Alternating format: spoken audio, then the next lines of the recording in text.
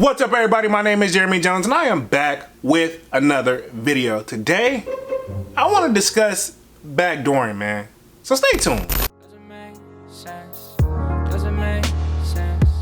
I don't really know. Got a lot of things changing in my life. Hoping one day I'ma get it all right. Brother is engaged, about to start a new life. Yeah, I haven't had a chill day. Really wanna vibe, appreciate the moments. I've been creating, not scrolling. Mom and dad still supporting. Alright, man, I'm back with another video, man. Before I get too deep into this video, go ahead and hit that like button. It really helps the channel out. And if you're new, consider subscribing. I make content about sneakers.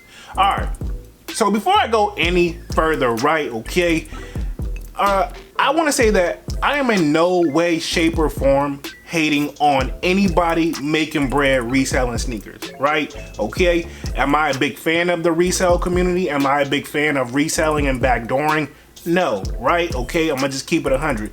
But I'm not mad at the person that's actually reselling the shoe, right? And I'm stating this part obviously in the beginning because I know people are gonna, who, if this video even gets any form of traction, I know people are gonna think I'm hating in the comment section, but I'm not hating, not at all, right? This is my thing. The reseller, they're part of the problem, but really the bigger problem is the person that is the consumer that's willing to pay the resale prices. All right, so as a disclaimer, I had to get that out the way. Let me just start off. I was just, a certain video came across my feed. I'm about to show it up on the screen here and then I'm gonna react to it with you guys. So this video came across my feed of basically exposing, backdooring and kind of a snippet of how it works, man. So I was very intrigued because, not that I didn't know how it works, but this person was very brave. So I'm gonna show you guys a little snippet of the video real quick. I'm gonna put it up on the screen here. So a little bit about what I'm... Oh, wait. And just for the record, I disguised and blurred out this guy's face for a reason. Simply because certain content creators don't like you using their stuff, right? Okay. What I'm showing you guys here is how when backdooring, sometimes you have to build relationships with the people in the store. You don't always have to build a relationship. I know I preach that, and I think that's still important to do that. But sometimes it can be as simple as going into a mom and pop or a store and ask to be put on their sneaker list or their call list. And when they give calls or send out text messages, when they have sneakers come in, or when they possibly may sell early. This is an example. And these are from two different stores, both legit stores, okay? And this is how they both operate. Pick up a box. This box, there's nothing in it. No paper, no shoes, nothing. You do see the stamp in there. You do see your stamp. This is legit. But what they do is this. When you purchase the shoes, they sell them to you early. And they give it to you in a bag like this. This bag has the paper and the sneaker. And then on release day, they will let you pick up the boxes. Okay? So this is the 10 women's right here. 10 women's.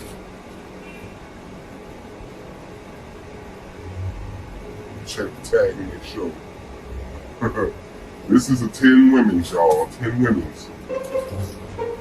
And this right here belongs in this box.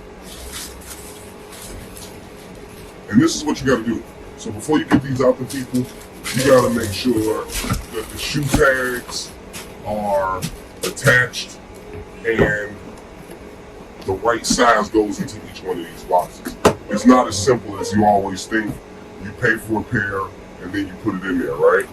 This 12 is the same way. This 11, okay, this 11 has a shoe came in. This is from a different store. This store just lets you get it all no matter what, right?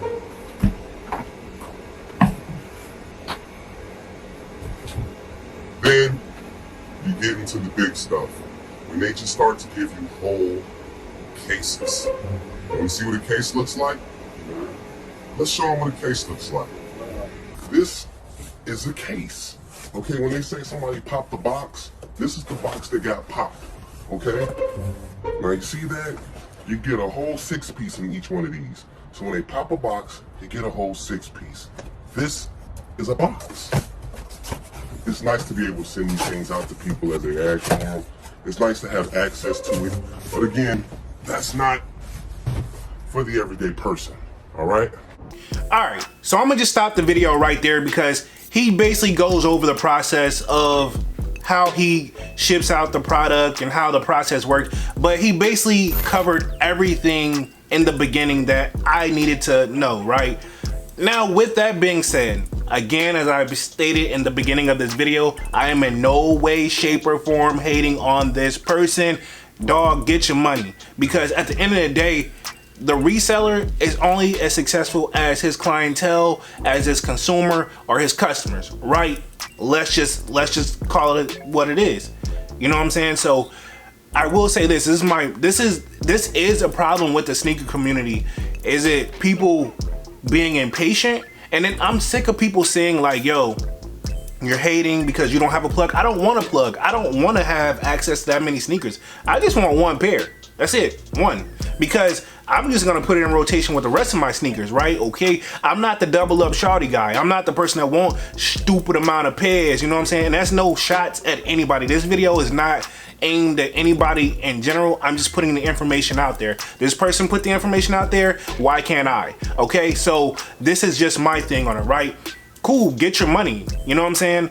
But this is a problem with the sneaker community, man, is that this right here is backdooring. To the best of my knowledge, it is illegal, right? Okay, what he's doing, selling a shoe, is not illegal, but how he got them, it's really, I bet you they will never expose those stores because those stores will get in trouble. And it's even down in the comment section of like, the comment section, if the store even gets caught up, they just change the name and put it under a different owner and keep it moving, man. You know what I mean? That's just how it works, and it kills the sneaker community because really at this point, for the one person that's waking up, that's trying to hit on these little apps, if you think about it, right? Let me put it like this. There's usually now with like limited shoes or certain shoes, when you look on the apps, there's only what, like limited to one pair per customer. Not that many pairs per person, you know. If it's a shoe nobody cares about, they let you buy however many you want, right? But usually with the hot items, you know what I'm saying, select sneakers, it's only limited to one pair per customer. So I'm pretty sure Nike's not okay with that, right? Now, with that being said, Nike's got to take a little bit of responsibility too, or whoever the person is for making sure stuff like that doesn't happen. If it's a corporate office or somebody of higher up, like my thing is this, who do you really hold accountable?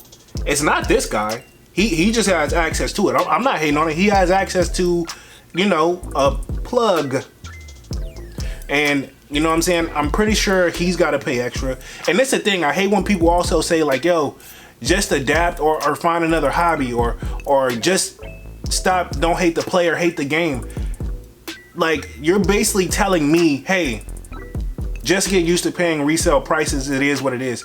No, I don't want to get used to paying resale prices ever, man.